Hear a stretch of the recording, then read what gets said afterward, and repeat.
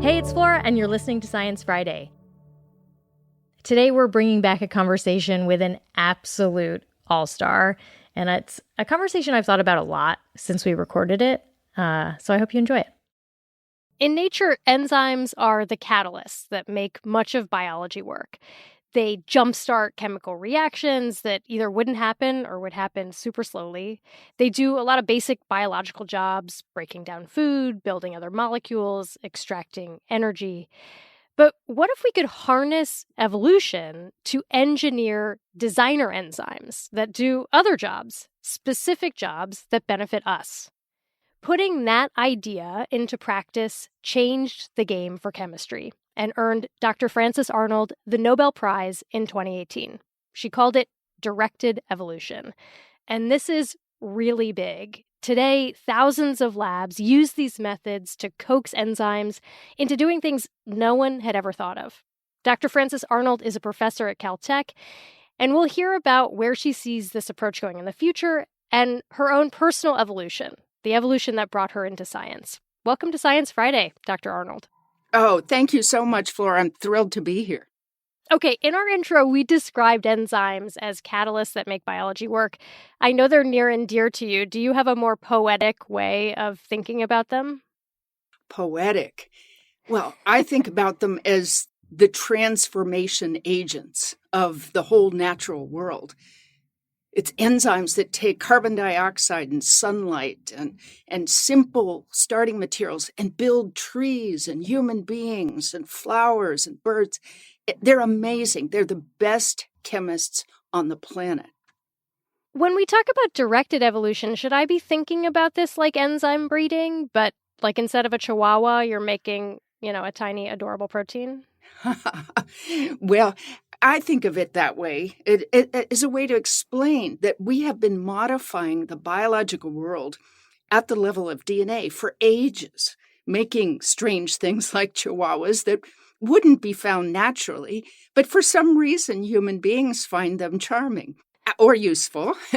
So why not use that same very powerful process of directing the evolution, which is what breeding is, of enzymes to make what we want? I want to get into this a little bit. I mean, let's say you wanted to create an enzyme that's like a stain remover. Can you create conditions that make a stain-removing enzyme more likely? Or is it more like trial and error and you find one that gets a little bit better at stain removing and then you breed that one? How does it work? Well, you're right, Flora. It's a process of incremental change. You don't get a whole new enzyme at once, although that may be coming. But what we do is we start with something that has a little bit of the property that you're interested in. Let's take your example of stain remover. If you start with an enzyme that has a little bit of capability to remove stains, but doesn't work in the presence of bleach and doesn't like your laundry machine, for example, then we can breed in or evolve in those desirable properties one step at a time. And to do that, you take the gene that makes that enzyme and you put it in a living organism? Is that how that works? Well, for example, bacteria are wonderful translators of genetic material, of DNA, into enzymes. They can read DNA and spit out the enzymes wonderfully. So we use that capability, like a bag of reagents, basically, of bacteria to make all the mutant enzymes that will program in. And then we search through those bacteria to find the ones that harbor the great stain-removing enzyme. And how do you sort of determine the winner? Like, are you putting these enzymes like in a test tube with a piece of fabric that has a stain on it and seeing which does the best? Like, what does it look like? Well, I don't do that. In fact, I'll tell you a funny story. Way long ago, back in the early 1990s, I had a grant from Procter & Gamble who wanted me to make an enzyme for all temperature cheer. Their laundry detergent, and it's supposed to work. This is all too real. It's really real. My example here, but it's a wonderful example. because I didn't have any way to test whether it would take stains off of clothes. So I said, sure, I'll breed you an enzyme that works at all temperatures, but I'll bet it'll forget how to take stains off of clothes. Because if you breed one property, you can very well lose other things that you're interested in. So you need to be able to measure all of the properties that you're interested in. It's called the first law of directed evolution, which is you get what you screen for. And that may sound like a silly statement, but it's actually a very profound statement, because if you don't screen or search for the thing that you really care about, you'll get what you searched for, but it may not be what you want. We have these great T-shirts in my lab that says you can't always get what you want when we're searching the non-biological world. I think we can all relate to that. Yes.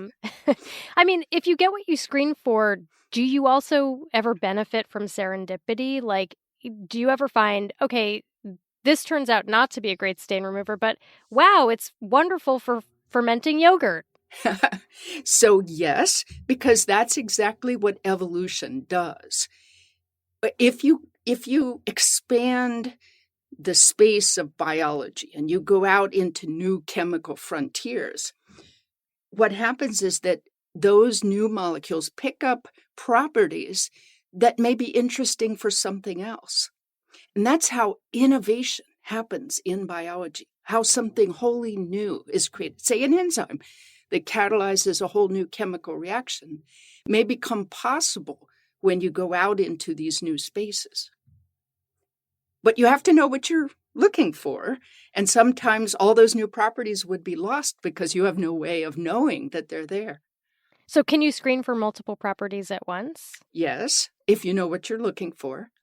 It's not going to raise its hand and say, oh, I can build a new carbon-silicon bond. I may not take off stains, but I can do this. No, it's not going to tell you that. You have to ask it a million questions. Well, what if you don't know the right questions to ask? What if you can't think up the right question? Wow. I mean, we're searching on almost infinite space, and you can't search infinite questions against an infinite space. Humans can't do that.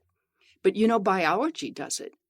Novelty happens because all of this incredible diversity of the biological world is constantly changing and constantly looking for new opportunities for survival, right? Survival of the fittest. So a new solution to, let's say, eating up an environmental pollutant can just pop up anywhere in the world. That's so incredible because it gives, if you say, for example, you break down an environmental pollutant and it gives you a new rich nitrogen source, you have a selective advantage over your neighbors and you grow faster, and then you can occupy the whole world to eat up that pollutant. I don't have any way to do that when I'm breeding in the laboratory. So are you starting from scratch each time, or do you have a library of enzymes that you start from, and are you adding to it with, enzymes you find in the natural world? All of that, yes. So we have a great big refrigerator of things that we've made that are now no longer what you would find in the natural world. We have an even bigger database of enzymes that all of science has deposited, what we understand, and we have almost infinite size of space of all possible enzymes that no one has explored. Can you evolve an enzyme to do something sort of completely outside of the bounds of what life normally does? And are there problems that are easier to solve with enzymes than other problems? Definitely, yes. So what does evolution do? Evolution takes what is there in one form or another and makes it better and confers maybe slightly new properties. So if you know how to look at what is there, let's say in the biological world, or what we could even design, evolution lets you mold that into something wonderful, something that actually, for example, would make money or would solve a problem. So the problem for the researcher like me is to understand from what's there what new properties could come about. And that's called chemical intuition. And is it intuition? I mean, is it a gut feeling? No, it's a lot more than a gut feeling. It's knowing what chemistry might be possible from the machinery that already exists. Hmm. So we know the structures of hundreds of thousands of enzymes now, and we can predict the structures of millions and millions more thanks to these new AI tools.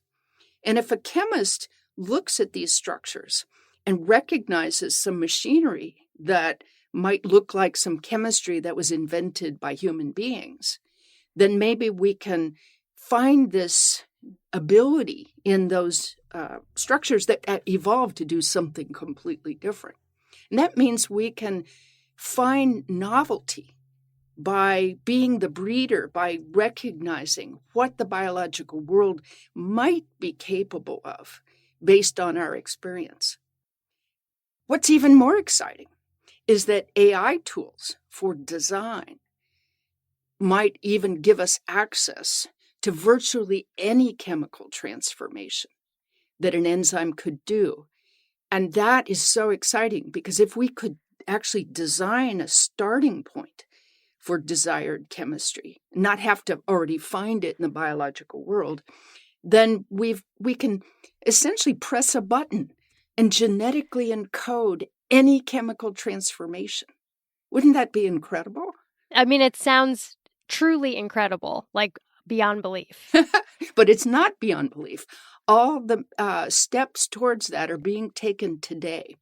AI design of enzyme, obviously the evolutionary optimization, novel measurement techniques to let us sort through all of these new genetic sequences. I think in the next 5 to 10 years, we will be able to genetically encode almost all chemical transformations that you could perform in an enzymatic system. In the next 5 to 10 years, Yep. you could type in like vibe coding. Yep. I want this chemical transformation. Yep. Make me an enzyme. Yep, I think so. You heard it here first, everybody. We need to take a break, but there's so much more to talk about when we come back, turning from, what you achieved, Frances Arnold, to why, the evolution of a scientist. Stick around.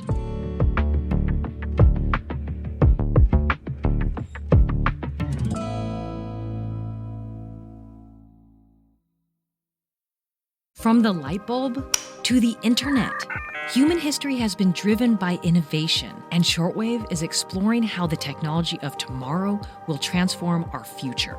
Would you ride in a flying taxi? Will AI models fight wars?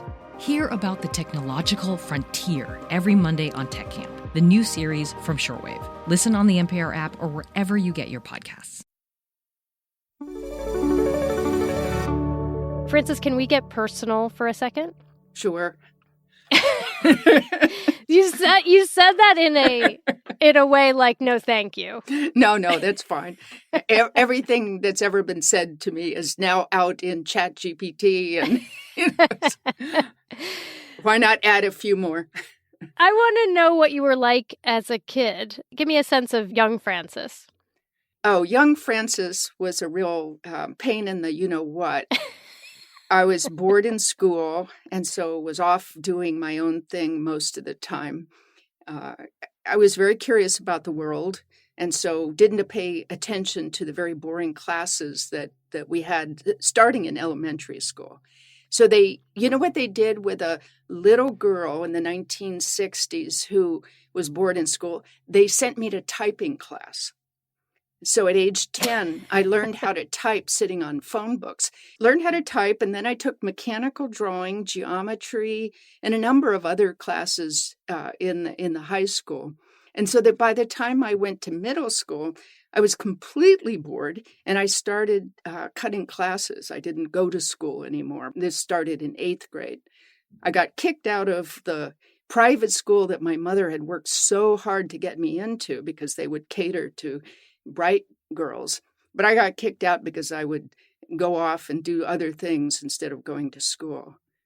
And I just said, okay, well, high school is not very interesting, and started leaving school again. How did that go over with your family? Well, they didn't like it. They told me shape up or ship out. So at age 15, I went out and got my own apartment, and I worked in various horrible jobs. I had so many bad jobs that made me want to go to college. Tell me about your terrible jobs. Oh, I've had the jobs that, if they're lucky, teenagers will continue to get, working in pizza parlors and sales department at a department store. And then by the time I could lie about my age and pass for 21, I talked myself into a good job as a cocktail waitress at a local jazz club. And that was really fun, except for it kept me up all night, and therefore I didn't go to school. And then finally, I got a job as a taxi driver, which I really enjoyed. I learned how to get around Pittsburgh, Pennsylvania, which is a very complicated city, in one of those fat old yellow cabs with no GPS. I want you to think about that. There was no GPS then. Isn't there a part of the brain that expands for taxi drivers because they keep these mental maps in their head? I think so. I think it was a wonderful experience, and I loved learning all about Pittsburgh. I read that you had to hide your hair under your hat because people didn't want a woman driver. Well, you can imagine. This was, 1974, I think. People were not used to seeing women behind the wheel of a big, fat, yellow cab. I can imagine, yeah. So once they got in, then they got in the car, then it's too late to leave. But I mean, you talk about your rebellious streak, and I think, many really successful scientists I've spoken with sort of have that characteristic. Do you think that's necessary for making a paradigm-shifting discovery? I think what's necessary is the willingness to go beyond what all the other monkeys are doing. This is what I tell my children. Why are you doing what all the other monkeys are doing? You have to be willing to do something that is outside the bounds. Otherwise, you'll just be adding incrementally at best to what's already there. So it takes a sense of adventure, maybe. And a little bit of courage, I think. Oh, definitely courage. Where do you get that from? I never cared what people thought. So I've been gifted with the ability to let criticism go in one ear and depart from the other one without getting too worked up about it. And is that courage? No, it's just I followed what I wanted to do rather than what other people thought I should do. Is there a moment from your childhood that was predictive of your career in science? I mean, you've done so many things. Oh, I don't think of that. No, there's no moment that's predictive. And whose career is predicted? I find it very hard to predict even the next 5 years, even though I just did that with the prediction that we'll be able to genetically encode chemistry. But I can predict that because I can make it happen.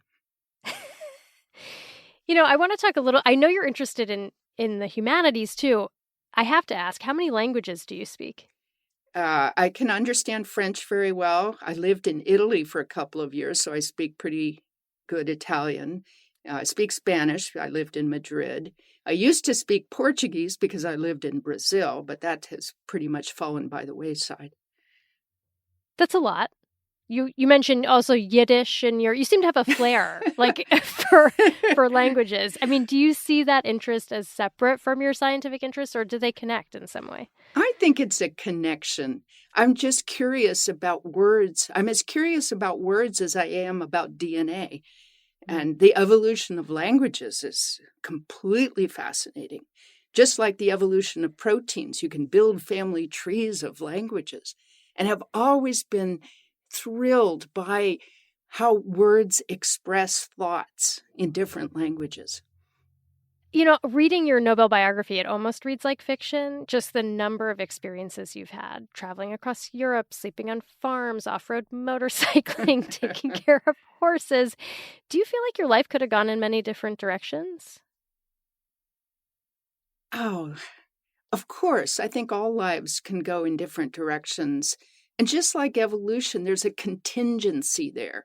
This opportunity came in front of me at this time, and I chose this path, whereas I could have had a different opportunity at a different time. And the trick, I think, is to choose a path, is not be paralyzed by opportunities. Choose something and go for it. And you can always change directions if you don't like it. So I tried many things before I found what I loved at age 30. I finally found what I like. But I did a lot of things before then. Let's fast forward to your career in science.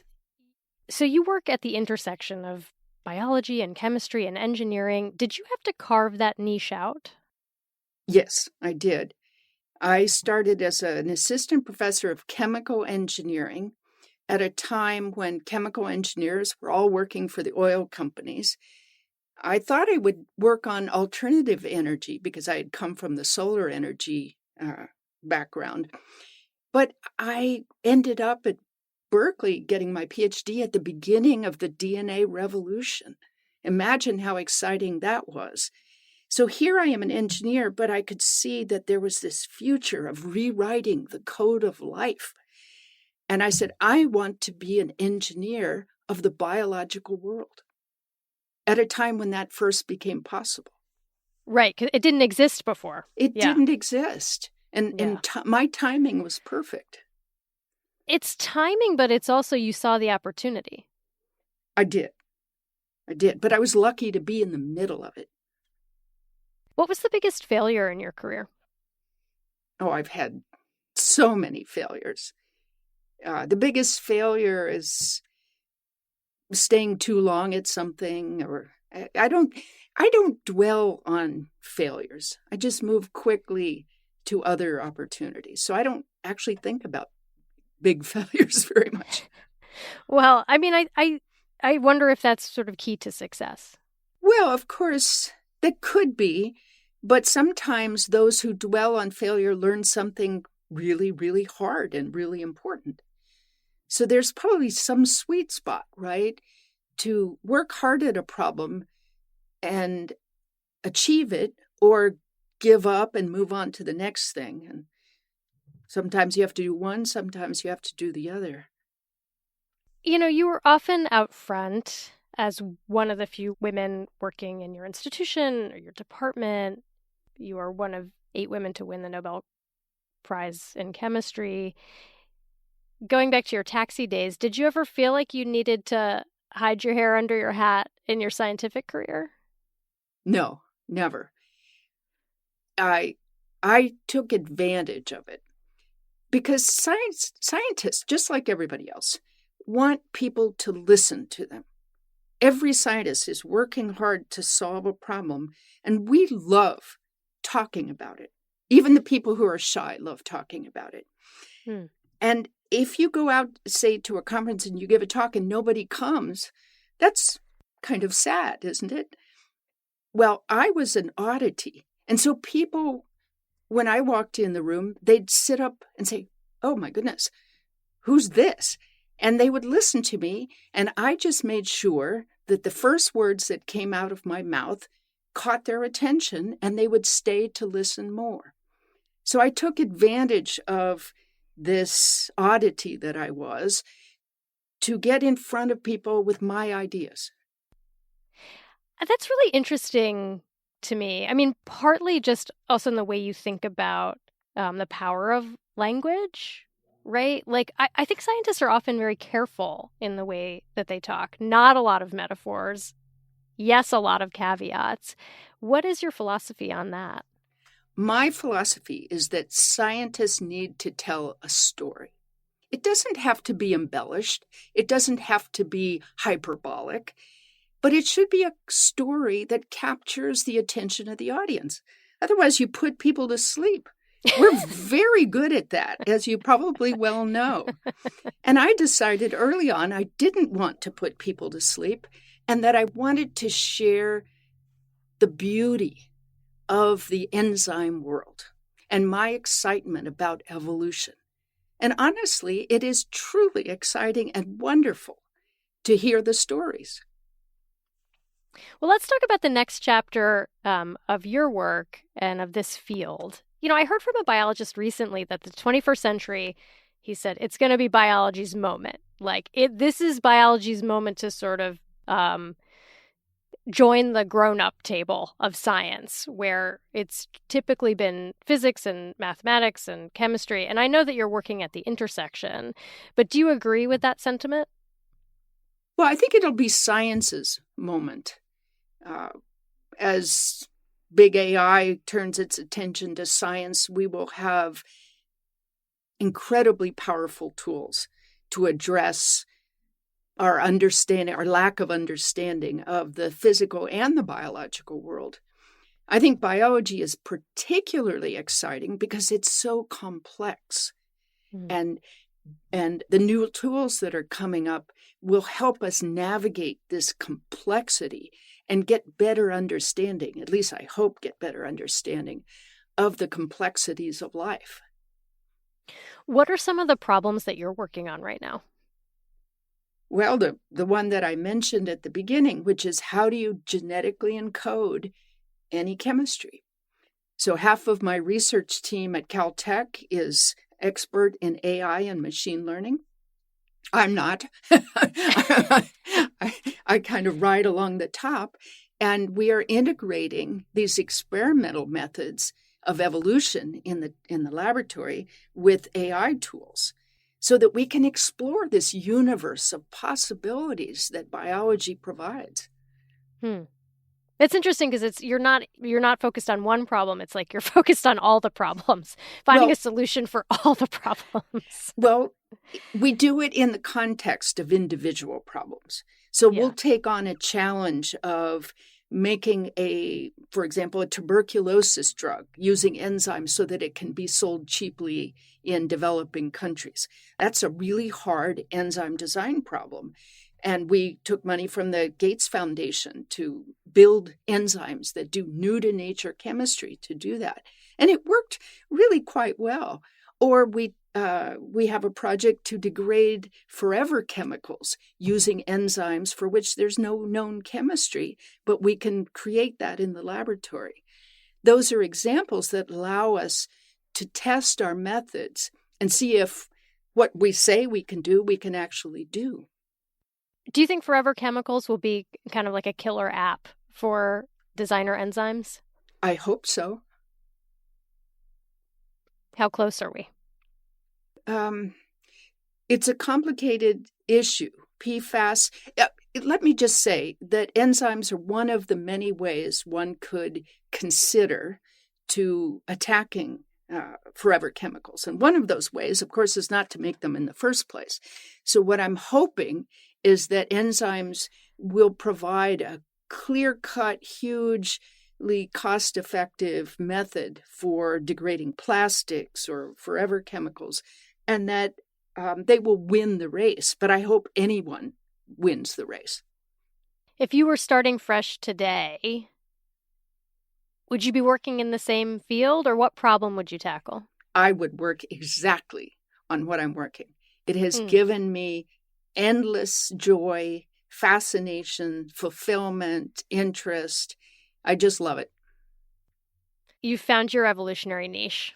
I did. And young people find it exciting. I've been doing this for 40 years, and the excitement just continues to grow. It's not a field that's closing off. Many fields that people were working on 40 years ago are kind of, closing off. We've answered those questions, and it's time to move on to something else.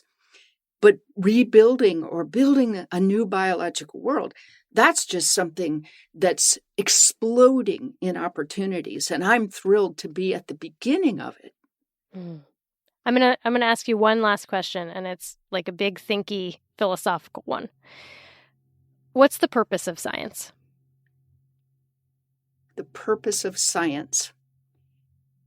As a technologist and an engineer, I translate science to solving problems for the planet and human beings.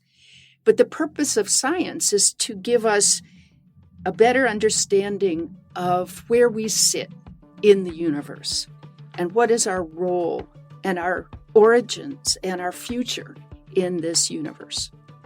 Dr. Frances Arnold is the Linus Pauling Professor of Chemical Engineering, Bioengineering, and Biochemistry at the California Institute of Technology and the winner of the 2018 Nobel Prize in Chemistry. Frances, thank you so much for talking with me today. Thank you for having me. It was really a pleasure. If you want to help this podcast evolve a bit, why not give us some direction? Call us at 877-4-SciFri and coax us to solve some new problems. That's 877-4-SciFri. Call us with your questions that you can't find answers to. This episode was produced by Charles Bergquist. Thank you for listening. I'm Flora Lichtman. Catch you tomorrow.